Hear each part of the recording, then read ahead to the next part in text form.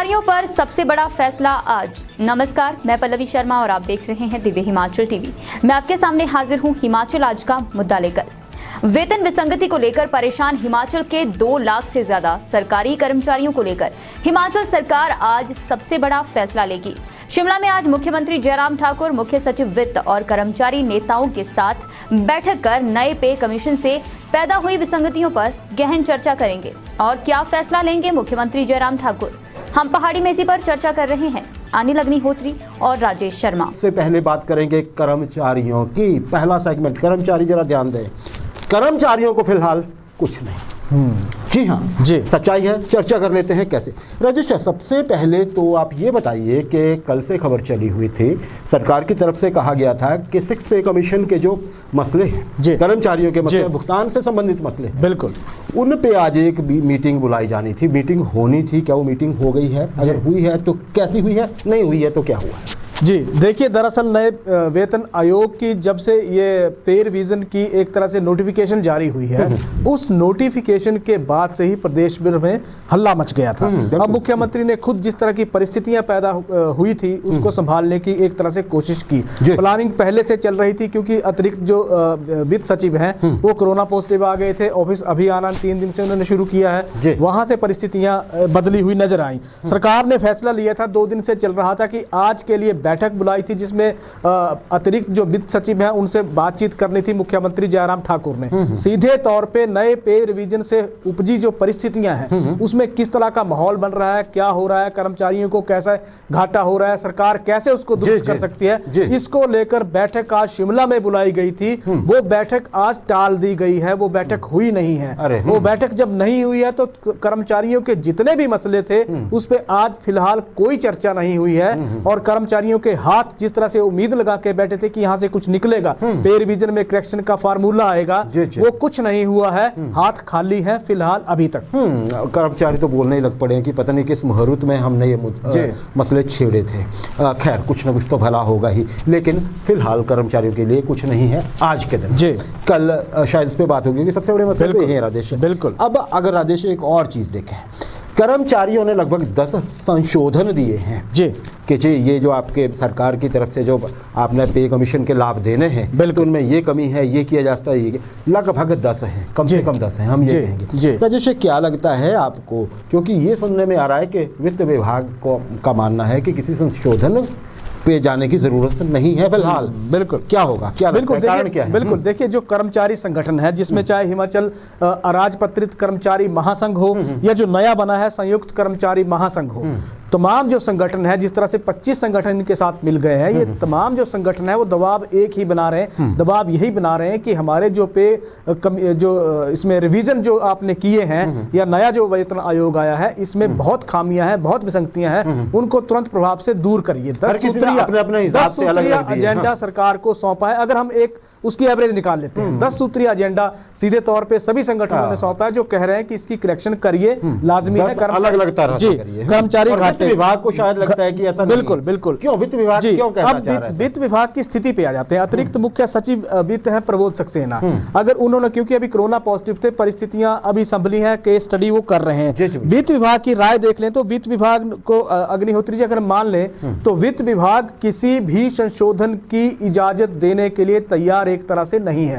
उसने मूड एक तरह से बना लिया है, क्योंकि वित्त विभाग अगर उनकी मान लेते हैं तो उनका सीधा असर, क्योंकि अगर वो कह रहे हैं तो जिस तरह के एक नॉर्म्स बने हैं इस नए पे कमीशन को लेकर, वित्त विभाग की दलील मानते हैं तो उन्होंने, क्योंकि उन्होंने जो कतर-ब्योंत कर्मचारियों से करनी थी वो कर ली गई है। वो कतर-ब्योंत करके ही वो देख रहे हैं कि सरकारी खजाने पे, सरकार पे कोई अतिरिक्त बोझ ना आए, इसीलिए वो इस संशोधन करने के पक्ष में नहीं है। कर्मचारियों के अलावा भी राजेश हिमाचल बसता है जी, उस पर भी सरकार को फिक्र है। बिल्कुल, 50% बजट का हिस्सा, कुल बजट का 50% हिस्सा कर्मचारियों की सैलरी और भत्तों पे सरकार खर्च कर रही है। वित्त विभाग की दलील देख लेते हैं, सरकार के पास वित्तीय संसाधन कोरोना के इस दौर में बहुत कम है। जिस तरह का केंद्रीय जो हमें ग्रांट मिलनी थी उसमें लगातार कटौतियां हो रही हैं, लगातार दूसरा साल चल पड़ा है जहां कटौती हुई है सीधे तौर पे। अब सरकार ने 1 फरवरी को अगर सैलरी क्रेडिट करनी है नए पे कमीशन के अनुसार तो 1000 करोड़ केंद्र से सरकार लोन ले रही है। हाँ, ले लिया है हाँ उनकी, बिल्कुल, और वो लोन के लिए अप्लाई कर दिया है, 25 तारीख को वो क्रेडिट अकाउंट में हो जाएगा। वित्त विभाग ये देख रहा है कि अगर हम सैलरी देने के लिए 1000 करोड़ का लोन ले रहे हैं, क्योंकि कैलकुलेशन जिस तरह से की गई है, अब अगर संशोधन होता है तो वो अमाउंट या वो रकम बढ़ सकती है, सीधे तौर पे जो लोन लिया जा रहा है वो कम पड़ जाएगा। इसीलिए वित्त विभाग की दलील है कि संशोधन हम करने की स्थिति में और फिर नहीं ये वजन जो है हर साल रहे, हर महीने रहेगा। राजेश, एक चीज अगर हम देखें जी, 15% वाला जो कर्मचारियों की डिमांड थी जी, उम्मीद है कि शायद वो हो जाए, शायद बोल रहे हैं हम, क्योंकि मुख्यमंत्री ने कहा था कि हम अहित नहीं होने देंगे, और उसमें सबसे बड़ी डिमांड यही थी, हित या अहित से जुड़ी हुई उस समय पे। बिल्कुल। तो राजेश, ये अगर 15% हो जाता है तो एक तो ये है कि एरियर नहीं मिलेगा, फिर ऑप्शन कुछ कर्मचारियों को शायद से लाभ हो, अधिकतर को नहीं होगा। लेकिन राजेश, इसके साथ ही साथ एक और चीज है, 2017 के बाद जितने भी कर्मचारी पक्के होकर तैनात हुए हैं, पक्के होने की मैं बात कर रहा हूँ, उनकी वेतन वृद्धि का मामला फंसा हुआ। देखिए, जो नए लोग पक्के होने वाले हैं उनका तो वो है ही नहीं रहा हुआ, वो जो आपका एक राइडर लगता था वो नहीं है, हटा दिया। हाँ जी, वो 4-9-14 वाला सिस्टम भी हटा दिया। लेकिन 2017 के बाद जो कर्मचारी लगे पक्के हुए हैं, उनका मसला लटका हुआ है, अभी भी क्या होगा, क्या? बिल्कुल, देखिए, कर्मचारियों के लिए एक राहत की खबर ये हो सकती है कि जो बैठक जो आज की टल गई है वो बैठक अब कल होगी, जहां सरकार सीधे तौर पे वित्त विभाग या जो अतिरिक्त मुख्य सचिव वित्त हैं प्रबोध सक्सेना, उनसे चर्चा करेगी, मसले वहां उठेंगे। 15% पर एक तरह से कहा जा रहा है कि 95% सहमति बन गई है कि सरकार इस दिशा में जा रही है कि 15% जो कर्मचारी मांग रहे हैं, 15% की वेतन वृद्धि सीधे तौर पे वो कर दी जाए, हो जाएगी। एरियर नहीं मिलेगा, सीधे तौर पे तय है। सरकार ने चीजें इसलिए होल्ड पे रखी थी कि एरियर अगर हमने देना है तो हम 15% जो इंक्रीमेंट पे नहीं जाएंगे। दूसरी चीज, 2017 के बाद जो कर्मचारी तैनात थे, उनके जो हायर ग्रेड पे है, अब उसको लेकर पंगा फंस गया अग्निहोत्री जी, क्योंकि अगर हम देख लेते हैं तो 2017 के बाद जितने भी ये कर्मचारी जो लगे हैं, अब इनमें दिक्कत ये है कि प्रोबेशन पीरियड जो 2 साल का इनका था, अब आगे नए पे कमीशन के अनुसार तो सरकार ने अब हटा दिया है, अब दिक्कत नहीं आएगी। लेकिन इन कर्मचारियों ने चूंकि वो काटा है फुल सैलरी पाने के लिए, फुल स्केल पाने के लिए, तो अब उसकी एडजस्टमेंट कैसे होगी, वो उस पीरियड का सरकार इन कर्मचारियों को लाभ किस तरह से देगी, यहां पेच फंस गया है। इसीलिए अब ये कर्मचारी भी एक तरह से, अगर कर्मचारियों की दलील भी सुन ले तो बिल्कुल सही है, वो तो सीधे तौर पे कह रहे हैं कि हमें फिर इंसाफ कब मिलेगा, बाकियों को तो आपने कर दिया, बाकी तो उसी फार्मूले में हमारे से आगे सैलरी में निकल जाएंगे जो नए कर्मचारी आएंगे, हम तो उसी चक्की में एक तरह से गेहूं की तरह पिस के रह गए। इसलिए कर्मचारियों की ये दलील दी जा रही है। जी राजेश, बिल्कुल सही कहा आपने। अब होगा क्या, आप ये ध्यान रखिए कि वित्त विभाग कोई चेंज करने के मूड में नहीं है, जी है ना, तो बिल्कुल हमारी सहानुभूति पूरी इन कर्मचारियों के साथ है। बिल्कुल कुछ वैसा ही मसला है राजेश, जैसा डेट ऑफ ज्वाइनिंग से जो सीनियरिटी वाला मसला है, कुछ ऐसे बन गया इनका भी कहानी जैसे। राजेश, आउटसोर्स कर्मचारियों की बात कर लेते हैं। जी, आज ही हमने ब्रेक किया है दिव्य हिमाचल मीडिया ग्रुप ने कि देखिए कई कंपनीज ऐसी हैं जिनके थ्रू कर्मचारी रखे गए थे, वो शायद कर्मचारियों का एक तो जो इनका ईपीएफ जमा होना था, उनका जो फंड जमा होना था, बिल्कुल है ना जी, वो शायद जमा नहीं किए गए हैं जी, और दूसरा सरकार को जो टैक्स देने थे वो नहीं दिए गए। मतलब कंपनियां जो थी वो खेल कर गई यहाँ पे, बिल्कुल कर्मचारियों से भी कर गई, सरकार से भी। लेकिन राजेश, इसमें एक चीज जो समझने की है वो शायद ये है कि बावजूद इसके वित्तीय लाभ पे तो शायद अब ये चलेगी चीजें कि कहाँ गया वो जो इतने पैसे कटे थे अभी तक, लेकिन जो सरकार की नीति बन रही है आउटसोर्स कर्मचारियों के लिए, उनको मेन स्ट्रीम में लाने के लिए, शायद उस पर इस चीज का असर नहीं पड़ेगा। क्यों? क्योंकि वो तो रिकॉर्ड पहुंच गया ना। बिल्कुल जी, बिल्कुल। देखिए, आउटसोर्स कंपनियां जो है वो हिमाचल के कर्मचारियों के साथ खेल नहीं कर रही है, खेला कर रही है, बहुत बड़ा खेला कर रही है अग्निहोत्री जी। 123 आउटसोर्स कर्मचारियां प्रदेश भर में सरकार के जितने भी बोर्ड हैं, चाहे निगम है चाहे विभाग हैं, 68 विभाग हैं, 8 बोर्ड हैं और 38 ये निगम है, इनमें सेवाएं ये कंपनियां दे रही हैं। अब इन कंपनियों के मार्फत जो सरकार तक रिकॉर्ड पहुंचा है वो 28,000 कर्मचारियों का रिकॉर्ड पहुंचा है। एक चीज ये है।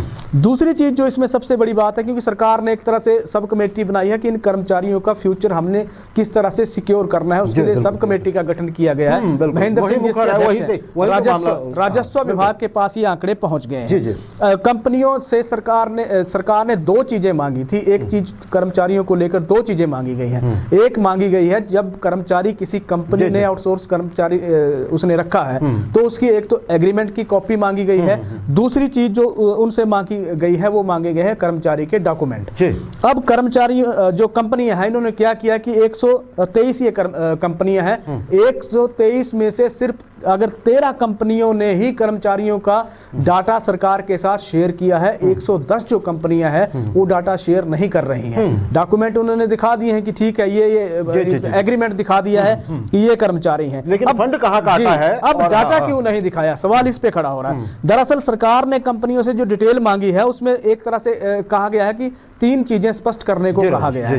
पहली चीज है कि कर्मचारियों के इसमें कितना ईपीएफ काटा जाता है, दूसरा है कि सरकार को वो कंपनी कितना टैक्स पे करती है, और इसमें साथ ही ये भी पूछा गया है कि जिन कर्मचारियों ने बीच में ही नौकरी छोड़ दी गई थी, छोड़ दी है, उन कर्मचारियों का ईपीएफ कहाँ गया, क्या वो कर्मचारी ने विड्रॉ कर लिया है या वो कंपनी के उसी अकाउंट में भी स्टैंड कर रहा है। ये जब डिटेल मांगी गई है तो यहाँ अब कंपनियां उस डाटा को शेयर करने से सीधे तौर पे उन्होंने हाथ खड़े कर दिए हैं, वो नहीं कर रही हैं। इसीलिए सवाल उठ रहे हैं कि सिर्फ जो 110 जो कंपनियां हैं वो 110 कंपनियां उस डाटा को सरकार के साथ शेयर नहीं कर रही हैं। पर बड़ी बात इसमें यह है कि इनके साथ क्योंकि होगा नहीं, इसका असर आगे आने वाले दौर में कर्मचारियों की उस पॉलिसी पे पड़ने वाला नहीं है। ये बहुत बड़ी राहत की एक बात है जी।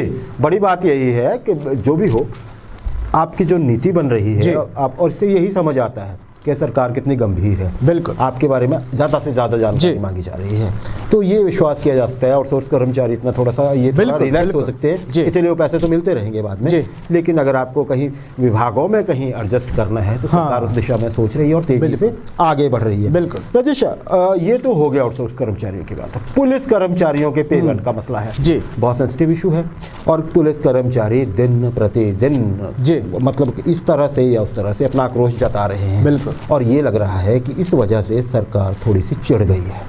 क्या होगा पुलिस कर्मचारियों के पे बैंड का? बिल्कुल, देखिए पुलिस कर्मियों का जो पे बैंड है वो सीधे तौर पे वो निर्भर करता है सरकार के ऊपर, क्योंकि पुलिसकर्मी हाई कोर्ट में सभी को पता है कि उस तरह के वो केस वहां से हार गए हैं। मुख्यमंत्री जयराम ठाकुर ने कहा था कि मानवीय आधार पे हम करेंगे, इसको देखेंगे, इसमें क्या करेक्शन की जाएगी। जिस तरह का माहौल बना है, 5500 कर्मचारी ये कांस्टेबल रैंक के कर्मचारी हैं जो सीधे तौर पे 2015 से पहले और 2015 के बाद की परिस्थितियों को टटोल रहे हैं, देखने जहां वो घाटे की बात करते हैं नई जो पे बैंड के अनुसार उनको जो मिल रहा है। अब बड़ी बात यह है कि नया जो वेतन आयोग आया है, उस वेतन आयोग में भी सबसे ज्यादा मार इन्हीं कांस्टेबल को पड़ रही है, क्योंकि अगर नए वेतन आयोग की कैलकुलेशन जब की जा रही है तो एक कांस्टेबल को तकरीबन 12,000 प्रति महीने का नुकसान सीधे तौर पे झेलना पड़ रहा है इन कंपैरिजन ऑफ दोस जो पहले हो रखे हैं। बिल्कुल, अब इन्होंने जिस तरह का दबाव बनाया, जैसे अभी पिछले दिनों की बात है, इन्होंने सीधे तौर पे कहा कि सरकार हमें भूखे पेट रख के 25 और 26 जनवरी का जश्न नहीं मना सकते हैं, क्योंकि तमाम बटालियंस में देख लीजिए इन्होंने मैच का बहिष्कार कर रखा है। तो इनका दबाव तो है, अब ये निर्भर करता है सरकार पे, सरकार किस तरीके से इनकी बात को एड्रेस करती है, कैसे सुनेगी बात को, कहां से पॉलिसी निकलेगी, क्या उसकी फ्रेमिंग होगी, वो बड़ी बात होगी देखने वाली। जी जी, और ये देखने वाली शायद कल ही पता लग जाए जी, और जल्दी ही घोषणा बिल्कुल हो जाएगी जी। लेकिन वही जो हमने कहा, सरकार थोड़ी सी नाराज तो है इस रूप से। राजेश, और कौन से कर्मचारी हैं, इससे पहले कि मैं पेंशनर्स पे आऊँ जी, और कौन से कर्मचारी हैं जो राहत का इंतजार कर रहे हैं और जिनको ये लग रहा है कि 1-2 दिन में उनके भविष्य का फैसला होने जा रहा है? जी देखिए, इसमें सबसे ऊपर जो है वो है पंचायत वेटनरी जो असिस्टेंट या फार्मासिस्ट एक तरह से हैं। वो 3 साल का अपना कॉन्ट्रैक्ट पूरा कर चुके हैं, 2 साल के आस में है। पंचायती राज मंत्री वीरेंद्र कंवर, उन पे बात निर्भर है, उनका मसला कैसे वो एड्रेस करते हैं, एक चीज। दूसरा वो है जो एक वर्ग और है Agnihotri ji, NHM health department में जो एनएचएम के कर्मचारी सेवाएं दे रहे हैं, सरकार से लगातार खफाएं, आंदोलन तक की धमकी उन्होंने दे दिया कि हमारी पॉलिसी के बारे में तो आपने कुछ सोचा नहीं। इसके अलावा अगर हम बात कर लेते हैं तो पंचायत चौकीदार का वर्ग बहुत ज्यादा है, जो एक तरह से बिल्कुल एक गरीब तबके का वर्ग है जो सीधे तौर पे सरकार से कह रहा है कि हमारे बारे में सोचिए। इसके अलावा मिड डे मील वर्कर्स हैं जो सरकार से पॉलिसी मांग रहे हैं। एसएमसी टीचर्स अरसे से इंतजार कर रहे हैं कि आप हमारे लिए, आपने बात कही थी, आप हाई पावर कमेटी की बैठक करवाएंगे, उस बैठक का आता पता आज तक नहीं है। करुणामूलक संघ 173, आप 200 दिन रख लीजिए, 200 दिन होने वाले हैं, लगातार धरना दे रहे हैं, प्रदर्शन कर रहे हैं, सरकार को के दरवाजे में बार बार जाके नॉक कर रहे हैं कि हमारी मांग सुन लीजिए।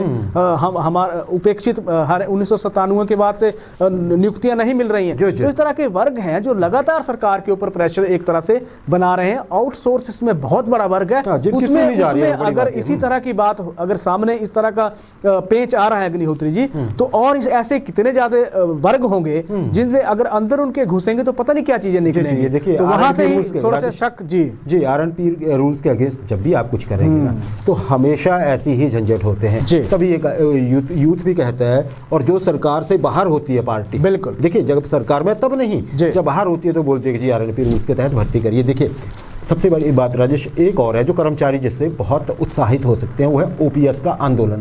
ओपीएस आंदोलन जो है पूरे देश में आग की तरह बढ़ रहा है। बिल्कुल देखिए हुआ क्या, उत्तर प्रदेश जहाँ पे करोड़ों कर्मचारी हैं सरकारी, वहाँ पे अखिलेश यादव जो अब आपको पता है कि वो एक तरह से पूरी टक्कर दे रहे हैं भाजपा, वहाँ उन्होंने बाकायदा प्रेस कॉन्फ्रेंस में घोषणा की है कि अगर मेरी सरकार आती है तो मैं वहाँ पे ओपीएस लागू करूँगा। और बड़ी बात, सभी जो राजनीतिक दल है वो चौंके हुए हैं राजेश, जो हमारे पास इनपुट आती है पूरे भारत से, उसमें ये है कि जिस तरह से वो आपके ट्विटर पे ट्रेंड किया था ना, वोट नंबर 1 2 घंटे के भीतर ही टॉप ट्रेंड कर गया था वो इंडिया भर में, तो उससे भी अब देखिए थोड़े दिनों में इस पे और ज्यादा कुछ चीजें होनी है। लेकिन ये अब समझ कैसे आई है राजेश, जब एनपीएस के तहत सरकारी नौकरी में लगे कर्मचारी जब रिटायर हो रहे हैं, उनको कुछ नहीं मिला, तब ये समझ आई है, और अब ये आंदोलन शायद ही रुकेगा। बिल्कुल हाँ, देखिए पीसफुल हो हम ये चाहते हैं, और हिमाचल में भी शायद जल्दी ही इसको लेकर घोषणा होने वाली है कि कमेटी कैसे बनेगी, मांगे जल्दी आ जाएंगी, सरकार को भी पता है, हिमाचल सरकार को। राजेश अंत में पेंशनर्स की जल्दी से बता दीजिए, समय हमारा बहुत बीत गया आज। जी, पेंशनर वेलफेयर एसोसिएशन की मानते हैं तो एक तरह से अगर हम कहें अग्निहोत्री जी, तो कर्मचारियों का जिस तरह से दबाव सरकार पे है, या कर्मचारी और सरकार के बीच में जिस तरह का माहौल बन गया आजकल मांगों को लेकर, सभी वर्ग पेंशनर को भूल गए कि इस तरह का एक वर्ग हिमाचल में है। 1,50,000 के करीब प्रदेश भर में ये पेंशनर हैं। हिमाचल पेंशनर वेलफेयर एसोसिएशन ने मुख्यमंत्री जयराम ठाकुर को एक ज्ञापन भी भेजा है, जिस ज्ञापन में उन्होंने 2018 की अपने महाअधिवेशन जो सुंदरनगर में हुआ था उसका हवाला दिया था। उसमें कुछ चीजें बाहर निकल के आई थी, जहां उनको आश्वासन दिया गया था। एक पहला आश्वासन दिया था कि जेसीसी का गठन किया जाएगा पेंशनर के लिए अलग से, वो आज तक नहीं बनी है, 4 साल के बाद वो नहीं बनी है। इसके अलावा जो कहा गया था वो 5, 10 और 15% जो इनकी इंक्रीमेंट का एक मसला था, या वेतन का वृद्धि का जो मसला था, उसको मूल पेंशन में जोड़ने का आश्वासन दिया गया था। इनकी प्रमुख मांग वहां थी जिसमें सहमति भरी गई थी, वो भी आज तक नहीं हुआ। चिकित्सा बिलों का भुगतान, मेडिकल जो बिल थे तमाम लटके हुए हैं, 3-3 साल से इनके मेडिकल बिल लटके हुए हैं, उनका भुगतान हो नहीं रहा है, उनका भी उन्होंने समाधान मांगा है। बड़ी बात इसमें यह है कि पे रिवीजन रूल्स जब आ गए हैं तो पेंशनरों के लिए उसमें क्या होगा क्या नहीं होगा, इस पे कोई चर्चा ही नहीं है। तो इन्होंने अपनी तरफ जयराम सरकार से सीधे तौर पे कहा है कि हमारी तरफ भी ध्यान दीजिए, हमने अपनी उम्र गुजार दी है सरकार की सेवा में। जी बिल्कुल सही बात है। पेंशनर एक ऐसा वर्ग है जिसे सुना जाना बहुत जरूरी है, उम्र दी है, सही बात है, और इन्हीं की तरह उम्र दे रहे हैं एनपीएस वाले, वो भी यही कहते हैं कि हमारे लिए कुछ हो। लेकिन राजेश आपने बिल्कुल सही कहा, कर्मचारियों के पे कमीशन के ऊपर जो भागदौड़ मची हुई है उसमें पेंशनर को सब भूल गए। बिल्कुल सरकार को शायद याद होगा, वित्त विभाग को शायद याद होगा, जल्दी ही कुछ न कुछ हो जाएगा। 25 जनवरी को मुख्यमंत्री की आपको पता संबोधन भी है, उम्मीद रख सकते हैं।